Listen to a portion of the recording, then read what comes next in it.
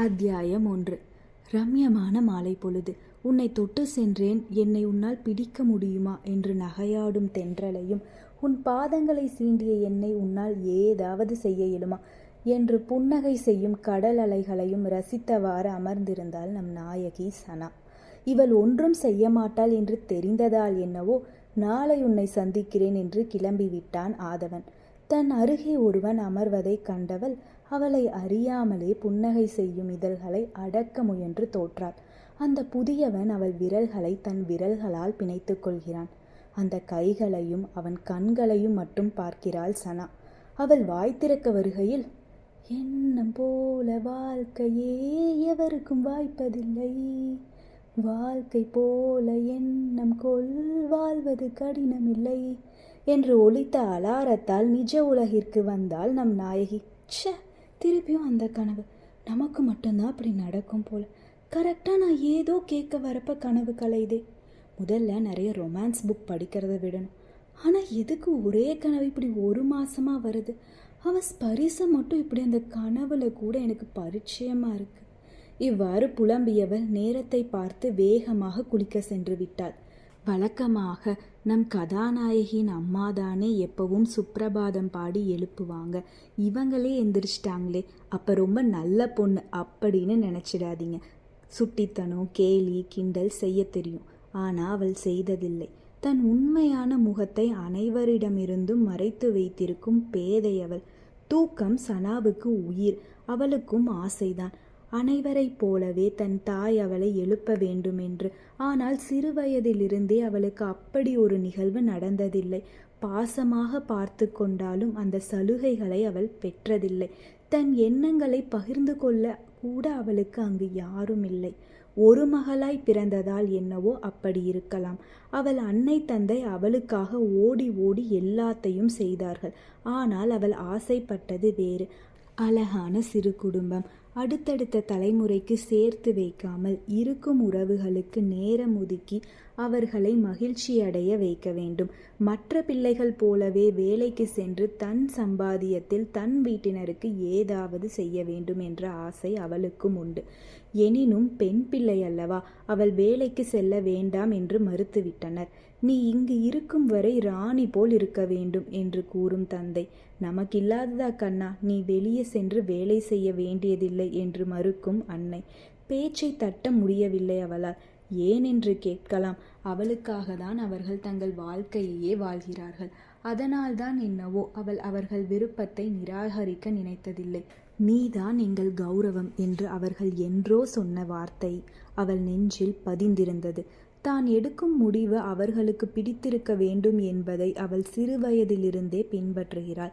இருந்தும் மனம் குரங்கு போலல்லவா, என்றேனும் ஒரு நாள் அவள் ஆசை நிறைவேறும் என்ற நம்பிக்கை சனாவிற்கு உண்டு. வேல், காயத்ரி சனாவின் பெற்றோர்கள், நகரவாசிகள். சனா கேட்பதற்கு முன் அனைத்தையும் செய்யும் அன்பானவர்கள். இருவரும் சேர்ந்து தொழில் செய்கிறார்கள். அதனால்தான் சனாவை கவனிக்க ஆட்களை நியமித்தனர். சமத்து பெண்ணாகவே வளர்க்கப்பட்டாள் சனா. காதல் திருமணம் செய்து கொண்டதால் உறவினர்களை பிரிந்து வாழ்கிறார்கள். வேலைக்கு செல்ல வேண்டாம் என்று கூறியதால் அருகில் இருக்கும் என்ஜிஓவிற்கு சென்று பகுதி நேரமாக சேவை செய்ய வேண்டும் என்று கேட்டுக்கொண்டாள் சனா. தங்கள் பெண் தங்களிடம் வினவிய முதல் வேலை என்பதால் அவர்களும் அதற்கு ஒப்புக்கொண்டனர். அதனால்தான் நேரத்தில் எந்திரிக்க வேண்டி அலாரம் வைத்தது. சனாவிற்கு 2 தோழிகள், ரேணு, ஸ்ரீ. அவர்களுக்கு மட்டும் ஓரளவு தன் உண்மை முகத்தை காட்டுபவள். பின்பு முழுமையாக தாங்கும் வரம் அவன் பெற்றதல்லவோ. அவர்களும் அவளுடன் சேர்ந்து என்ஜிஓவில் சேவை செய்கின்றனர். சனா தன் வண்டியை என்ஜிஓ நோக்கி செலுத்தினாள். அரை மணி நேரம் கழித்து அங்கு சென்று சேர்ந்தாள் சனா. ரேணு, ஸ்ரீ இருவரும் அவளுக்காக காத்திருந்தனர். சனா வந்துட்டா என்றாள் ஸ்ரீ. இன்னைக்கு நம்ம குட்டீஸ் கூட்டிட்டு பார்க் போலாம் என்றாள் ரேணு. சரி என்று மூவரும் அங்குள்ள உரிமையாளரிடம் சொல்லிவிட்டு சென்றனர். பார்க் சென்று குழந்தைகளுக்கான அனைத்தையும் வாங்கி கொடுத்து சந்தோஷப்பட்டாள். அவர்களுடன் சேர்ந்து சாக்லேட், ஐஸ்கிரீம் சாப்பிடுவதும் ஓடி பிடித்து விளையாடுவதும் என்று மகிழ்ச்சியடைந்தாள் நம் நாயகி. அந்த நாள் அவர்களுக்கு இனிமையாகவே முடிந்தது. இன்னைக்கு ரொம்ப ஹாப்பியா இருக்க போல சனாவை பார்த்து கேட்டாள் ஸ்ரீ. ஆமாம், இன்னைக்கு உன் மூஞ்சி கூட ரொம்ப பிரைட்டாக இருக்கு. அப்படியா? ஆனா எனக்கு தோணல. அவள் ஒத்துக்கொள்ள மாட்டாள் என்பதை அவர்கள் அறிந்ததால் அவளிடம் வேறு ஏதும் அவர்கள் கேட்கவில்லை. சரி வாங்க கிளம்பலாம், டைம் ஆச்சு. அனைவரும் என்ஜிஓ சென்று குழந்தைகளை அங்கே ஒப்படைத்துவிட்டு தங்கள் வீட்டிற்கு கிளம்பினர். ஆமா, நமக்கு இன்னைக்கு என்ன ஆச்சு? நாம் எதுக்கு இப்படி ஆட்டம் போட்டோம்? இன்னைக்கு ஏதோ மனசு ரொம்ப சந்தோஷமா இருக்கு. நமக்கு பிடிச்ச யாருக்கும் இன்னைக்கு பர்த்டே கூட இல்லையே, என்னன்னு தெரியல. இவ்வாறு எண்ணிக்கொண்டு எப்பொழுது வீடு வந்து சேர்ந்தாள் என்பதே அவளுக்கு தெரியவில்லை. வீட்டில் உள் நுழைந்ததும், சனா வந்துட்டியா கண்ணா, வா. சனா சிரித்த முகத்துடன் தாய் அருகே சென்று அமர்ந்தாள். என்னங்கம்மா, ரொம்ப சந்தோஷமா இருக்கீங்க? ஆமாண்டா, உனக்கு ஒரு வரன் வந்திருக்கு. பையன் ரொம்ப அழகா இருக்கான். அவன் ஃபேமிலி பிஸ்னஸ் பார்த்துட்டு இருக்கான். ஃபேமிலி கூட நமக்கு நல்லா தெரியும் என்றார் வேல். ஓ என்று மட்டும் சொன்னாள் சனா. நாளைக்கு அவங்கள வர சொல்லிட்டோம் கண்ணா, உனக்கு பிடிச்சிருந்தா மேற்கொண்டு பார்க்கலாம் என்றார் வேல். சரிங்கப்பா என்றாள் சனா. இவ்வாறு சொல்லிவிட்டு தன் அறைக்கு சென்று விட்டாள். நாளை முதல் என்ஜிஓ செல்ல முடியாது என்பதால் தான் என்னவோ இன்று இவ்வளவு சந்தோஷம் கிட்டியது என்று நித்ரா தேவியிடம் சரணடைந்தாள் அவள். இந்த பையனை வச்சுட்டு நான் என்ன பண்றது? பிறந்த நாள் அப்ப எங்க போனா? தன் மகனின் வருகைக்காக காத்திருந்தார் அந்த 58 வயதை ஒத்த பெண்மணி. அப்போது வாசலில் கேட்ட வண்டி சத்தத்தால் குறுநகை பூத்தது அவர் முகத்தில். பின் அதை மறைத்தவர் முகத்தை கடுமையாக வைத்துக்கொண்டு அவர் பக்கத்தில் இருந்த ராமுவிடம், வர வர வீட்டில் இருக்கவங்க பேச்ச கேட்க கூடாதுன்னு முடிவு பண்ணிட்டாங்க போல. மற்றவங்கள மட்டும் சந்தோஷமா பார்த்துக்கணும், ஆனா வீட்டில் இருக்கவங்க எப்படி போனா என்னன்னு இருக்காங்க. தன் தாயின் குற்றப்பத்திரிகையை ரசித்தபடி அவர் பின் சென்று அணைத்து கொண்டான் அவன். அவர் கன்னத்தில் இதழ் பதித்து, என்னோட சுஜிக்கு என்ன கோவம் என்று கேட்டான். இந்த ஐஸ் வைக்கிற வேலையெல்லாம் இங்கே வேண்டாம். எப்போ பார்த்தாலும் வெளியே சுற்றிட்டு இருக்க. நான் ஏதாச்சும் கேட்குறேனா? ஆனால் பிறந்த நாளை கூட வீட்டுக்கு வராமல் என்ன பண்ணுற நீ?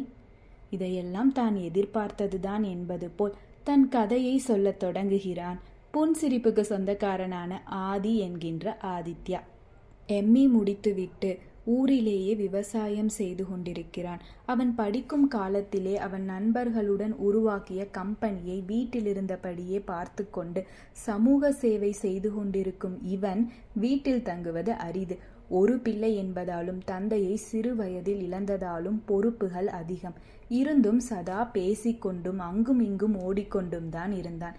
பிடிவாத குணம் அதிகம். ஒரு விஷயம் பிடித்துவிட்டால் எவ்வளவு அதை நேசிப்பானோ அதை போல் பிடிக்கவில்லை என்றால் கடைசி வரை அவன் அதை வெறுப்பவன். அவனின் இந்த குணமே சுஜிக்கு சற்று பயத்தை தந்தது. இந்த குணமே அவன் பிற்காலத்தில் துயரப்பட காரணமாகும் என்று தெரிந்திருந்தால் அந்த குணத்தை அவன் மாற்றியிருக்க வாய்ப்பிருந்திருக்குமோ என்னவோ. ஆனால் என்ன செய்வது, விதி வலியதல்லவா.